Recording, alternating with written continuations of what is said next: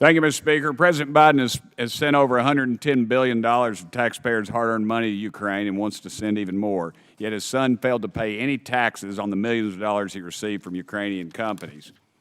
Many folks in East Tennessee can't afford to buy even their dadgum groceries, let alone a home or an automobile. But these decent people and Americans all over the country still pay their taxes. The fact is, if your last name is Biden, you don't have to play by the same rules. Who's going to write the check for the money Hunter Biden didn't pay now that it's too late to bring charges to these taxpayers? Who's paying taxes on the $250,000 that China sent to President Biden's Delaware address?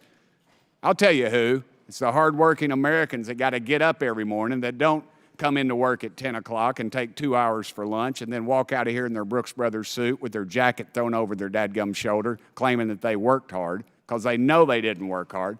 The people back home are working hard, and they're paying their dadgum taxes. Yet, the Biden family doesn't have to. This past July, 2 high-level IRS agents, Gary Shapley and Joseph Ziegler, testified before our committee. They painted a very disturbing picture, worse than the one of Hunter Biden's paintings, by the way, of misconduct and obstruction within the Department of Justice criminal investigation of Hunter Biden, the Biden family business dealings. They testified that Hunter Biden should have been charged with a tax felony, not a misdemeanor. Hunter was saved by Merrick Garland's decision to change the department's long-standing policy to charge the most serious offense that can be proven. This paved the path for Hunter Biden to attempt to plead guilty for 2 tax-related misdemeanors rather than any of the 6 felonies recommended by the department's tax division. I've literally seen people in Tennessee be charged with more for traffic violations.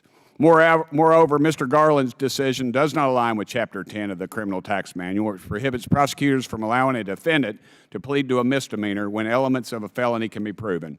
David Weiss should have followed department policy and charged Hunter Biden with tax felonies. The Department of Justice should have ensured Hunter paid his back taxes just like any other person in this position. Hardworking Tennesseans shouldn't have to subsidize the Biden family's crime spree. I'd like to know that any of them paid any of their dadgum taxes. I yield the remainder of my time to my friend from Ohio, Jim Jordan.